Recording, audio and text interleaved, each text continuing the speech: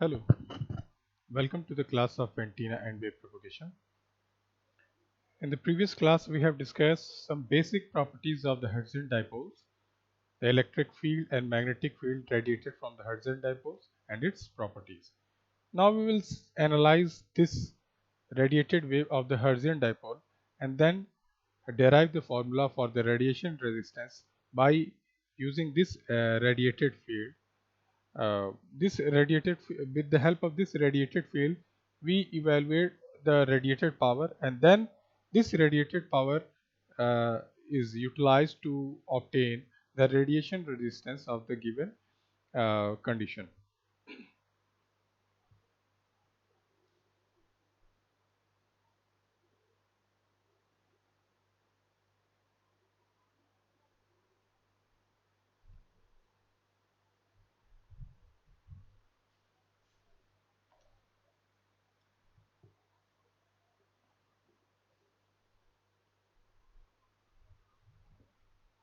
So suppose this is your wire antenna,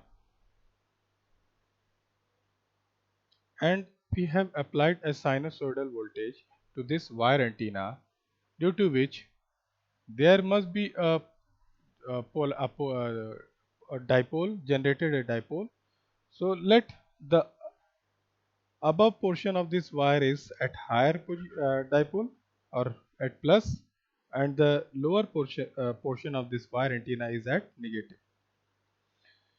Since the current flow is a time harmonic current I in this wire, so this current will results in magnetic field also, and this opposite dipole difference in the charge will result in the electric field, and this electric field propagates in this manner, that is perpendicular to this wire antenna. And as we go farther away from this wire antenna, this strength of the electric field decreases. So this is a wire, so this will radiate in the similar manner to the opposite to that of this case. Okay. Also, this magnetic field is also uh, perpendicular to this wire. The magnetic field generated to this is also perpendicular to this wire, and its radiation is in this manner. So from the diagram, the direction of the electric field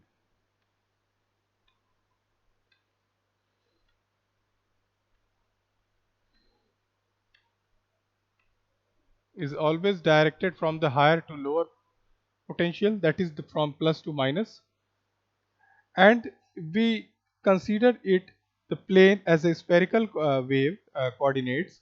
So from this to this is the direction of the theta, that is the unit vector a theta.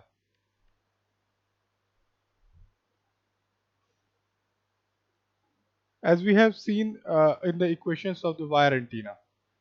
And in the same case, if the current is flowing upward, that is to the z direction, z plane, then this magnetic field is in the direction of a phi. Okay. So from here we can see that the direction of the electric field and magnetic field from this radiated wire is clearly shown.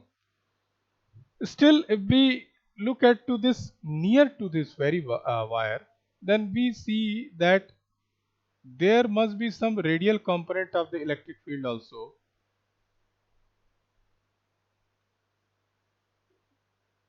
So up to near field, up to radiation pattern nearer to the wire. So some electric field of the radial components of the electric field is also present, as we have discussed, and this is due to the induction effect. In the similar manner, the other components of the magnetic field are also present, and again the same condition, that is due to induction of induction phenomena. Now look at the diagram. If we draw a perpendicular to this wire on both the sides,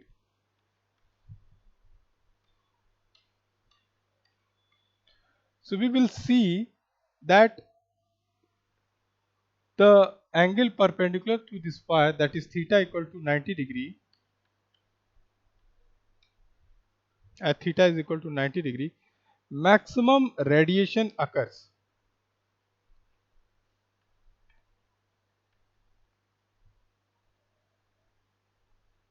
Maximum radiation occurs.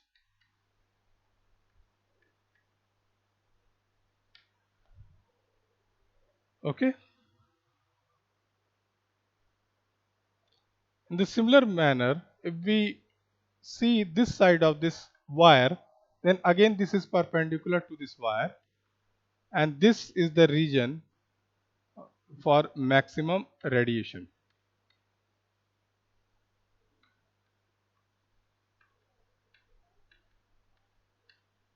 Now at the top and the bottom, the angle theta is equal to 0, and at this angle there is almost zero radiation or minimum radiation. So theta 0 or 180 degree. So the radiation at the top and the bottom of this wire is almost zero or minimum radiation. Minimum is due to the, because a very few radiation is there in the near field region of this wire, and it is due to the induction effect. So minimum radiation.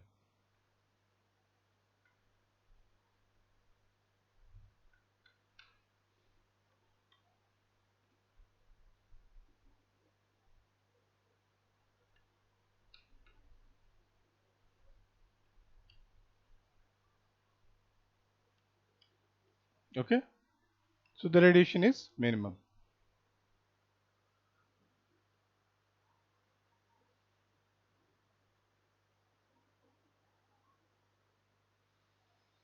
So from this diagram, we will see that the radiation occurs for all 5 values. If we look at the top side of this, then this is the wire and this is top. So the radiation occurs all the 5 side, all 5. Okay. So from here we can conclude that the radiation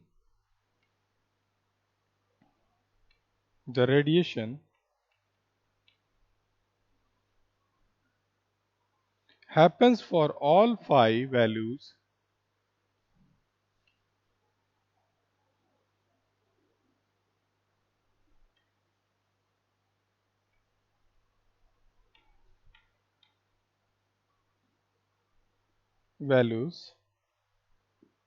and the radiation does not occur for theta equal to 0 and 180 degree, and the radiation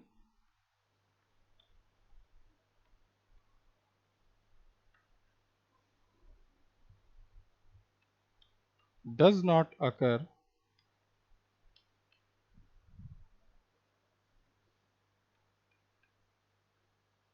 for theta equal to 0 and theta is equal to 180 degree.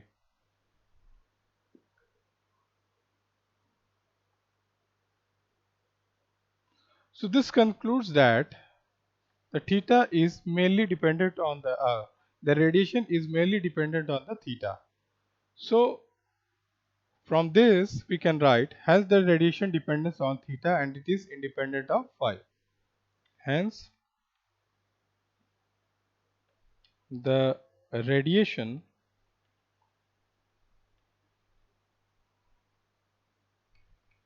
dependent on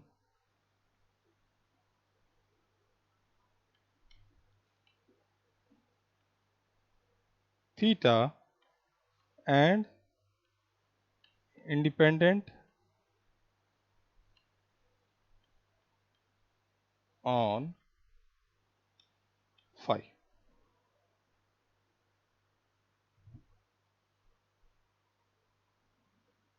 Make it off.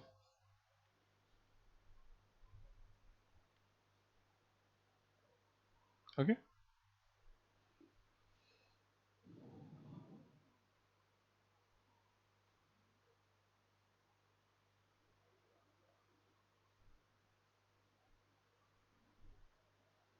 Now let us calculate the total power radiated.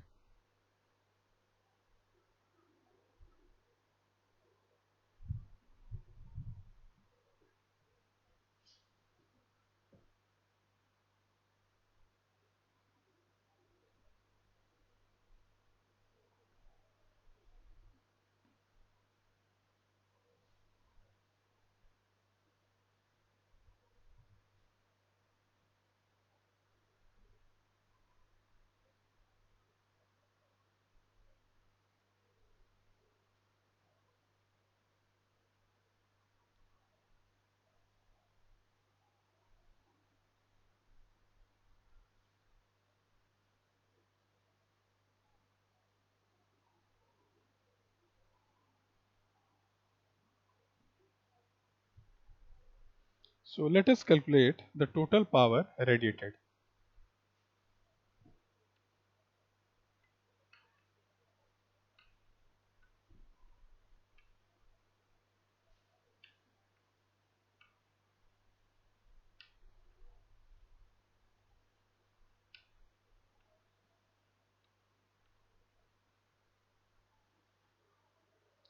Here the radiation pattern is better to be considered in the spherical coordinate system due to its behavior. Due to its behavior and the way it radiates in the given area. So we consider the surface as a spherical surface. So the total radiated power can be evaluated by the closed integral of that radiated surface. Since the propagation is radially outward, so the average power will give the total radiated power in that radially outward directions. So the total power can be given by WR is equal to the average power on that closed surface uh, given by P average into ds. If we consider the surface as a spherical surface,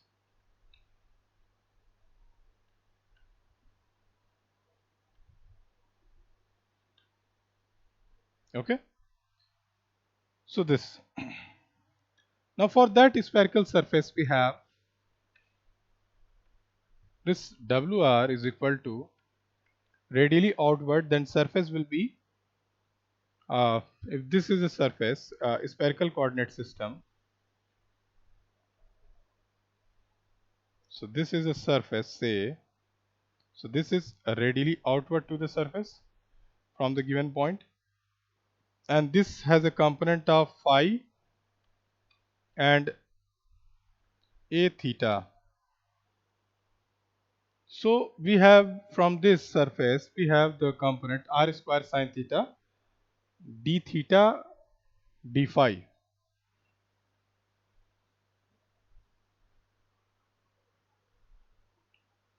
So the surface is r square sine theta d theta d phi. And for complete spherical, the theta varies from 0 to pi and the phi varies from 0 to 2 pi. The theta varies from 0 to pi and the phi varies from 0 to 2 pi. So we have phi 0 to 2 pi, theta 0 to pi. Now the average power, we have to calculate the average power. So from that, here we have to write it the both the electric and uh, magnetic field component and taking the cross, then this will definitely give us 1 by 2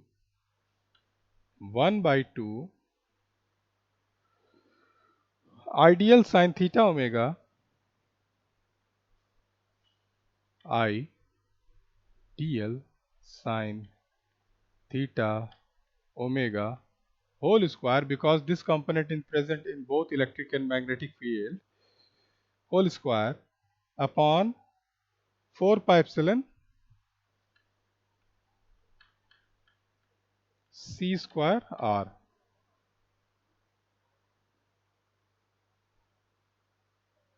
Okay,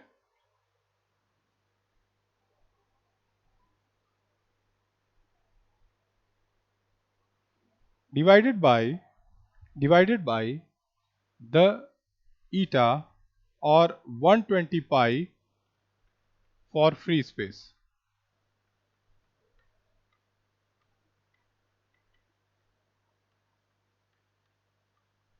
So this is the total radiated power for the given condition.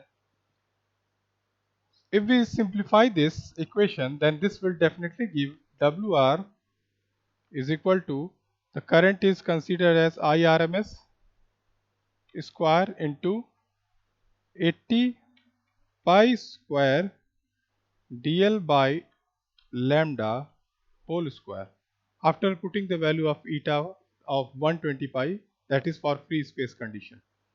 So this equation is simplified to this.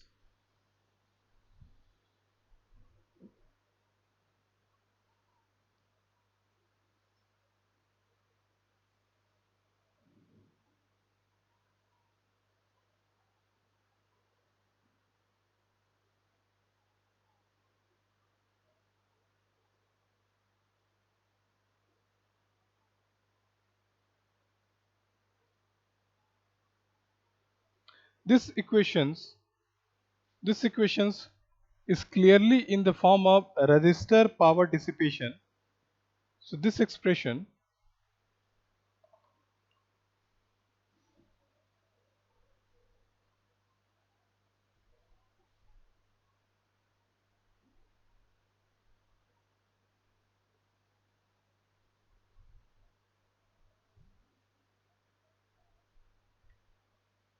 this equation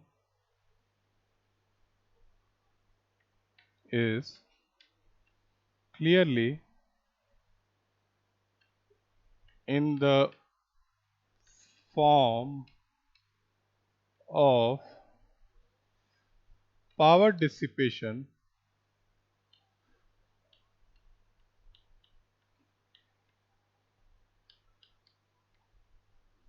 due to resistive element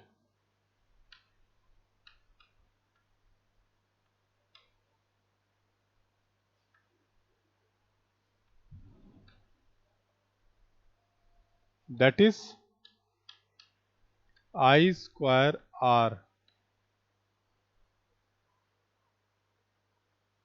Hence every antenna is a resistance dissipating sorry hence every antenna is a resistance dissipating electromagnetic power. Hence every antenna, so this shows that every antenna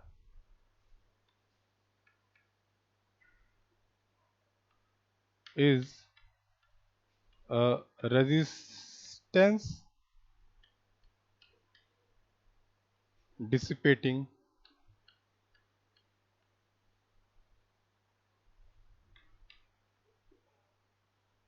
electromagnetic power.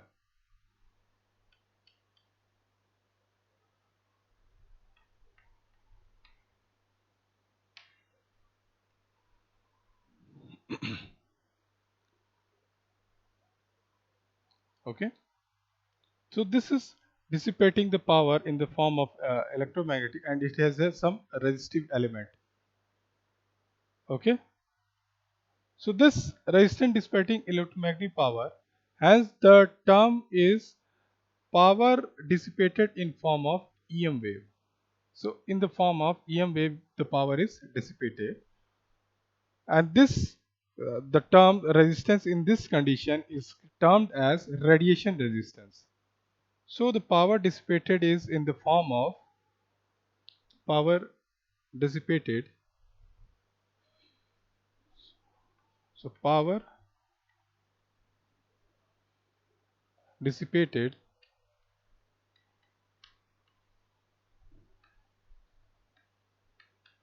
in the form of EM wave. And here this term is known as RR, that is the radiation resistance.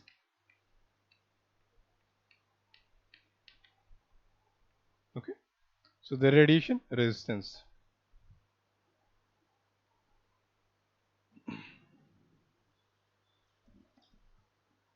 So from now here we can see that the radiation resistance is the ability to radiate and should be moderate and should be moderately high for effective radiation.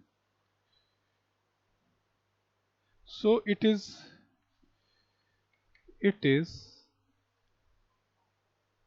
a measure of ability to radiate.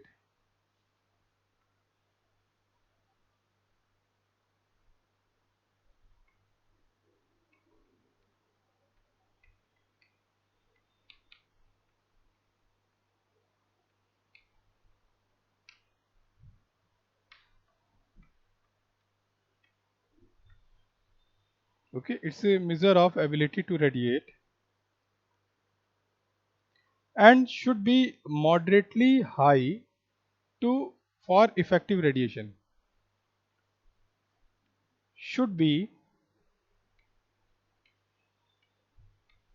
moderately high for effective radiation.